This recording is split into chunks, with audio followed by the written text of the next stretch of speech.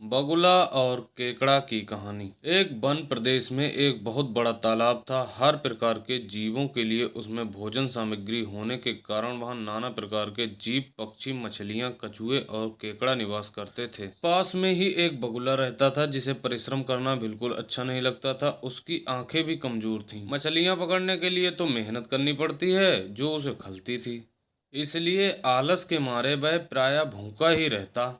एक टांग पर खड़ा यही सोचता रहता कि क्या उपाय किया जाए कि बिना हाथ पैर हिलाए रोज भोजन मिले। एक दिन उसे एक उपाय सूझा तो वह उसे आजमाने बैठ गया। बगुला तालाब के किनारे खड़ा हो गया और लगा आंखों से आंसू बहाने। एक केकड़े ने उसे आंसू बहाते देखा तो वह उसके निकट आया और पूछने लगा, मामा क्या बात है? भोजन के लिए मछलियों का शिकार करने की बजाय खड़े आंसू बहा रहे हो।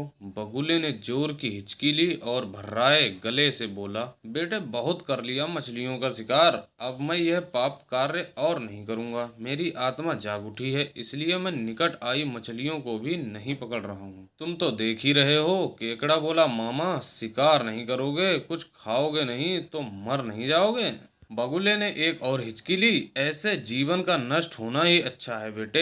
वैसे भी हम सबको जल्दी मरना ही है। मुझे ज्ञात हुआ है कि शीघ्र ही यहाँ 12 वर्ष लंबा सूखा पड़ेगा। बगुलू ने केकड़े को बताया कि यह बात उसे एक त्रिकालदर्शी महात्मा ने बताई है जिसकी भविष्यवाणी कभी गलत नहीं होती। केकड़े ने जाकर सबको बताया कि कैसे बगुले ने बलिदान व भक्ति का मार्ग अपना लिया है। उस तालाब के सारे जीव, मछलियां, कछुए, केकड़े, बत्तख व सारस आदि दौड़े दौड़े बगुले के पास आए और बोले, भगत मामा अब तुम ही कोई उपाय बताओ और कोई बचाव का रास्ता बताओ।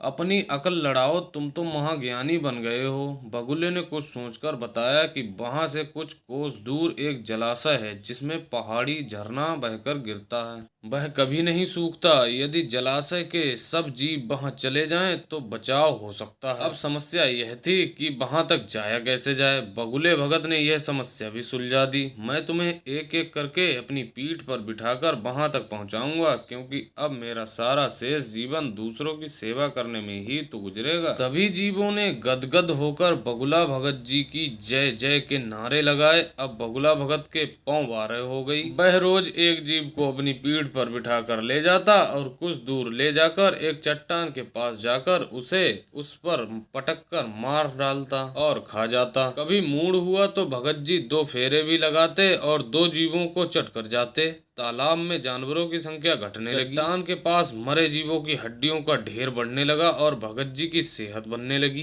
खा खा कर वह खूब मोटे हो गए। मुख पर लाली आ गई और पंख चर्बी के तेज से चमकने लगे। उन्हें देखकर दूसरे जीव कहते, देखो दूसरों की सेवा का फल और पुण्य भगत जी के शरीर को लग रहा है। बगुला भगत मन ही मन खूब हंसता। वह सोचता कि देखो दुनिया में कैसे कैसे मूर्ख जीव भरे पड़े हैं जो सबका विश्वास कर लेते हैं। ऐसे मूर्खों की दुनिया में थोड़ी चालाकी से काम लिया जाए तो मजे ही मजे हैं। बिना हाथ पैर हिलाए खूब दावत उड़ाई जा सकती है। बहुत दिन यही क्रम चला।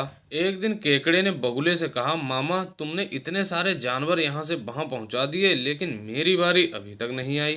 भगत जी बोले, बेटा आज तेरा ही नंबर लगाते हैं, आजा मेरी पीठ पर बैठ जा। केकड़ा खुश होकर बगुले की पीठ पर बैठ गया। जब वह एक चट्टान के निकट पहुंचा तो वहां हड्डियों का पहाड़ देखकर केकड़े का माथा ठनका। वह हकलाया, यह हड्डियों का ढेर कैसा है? वह जलाशय कितनी दूर है मामा? बगुला भगत ठां ठां करके खूब हंसा और बोला, मूर्ख वहाँ कोई जलाशय नहीं है। मैं एक एक को पीठ पर बिठाकर यहाँ लाकर खाता रहता हूँ। आज तू मरेगा।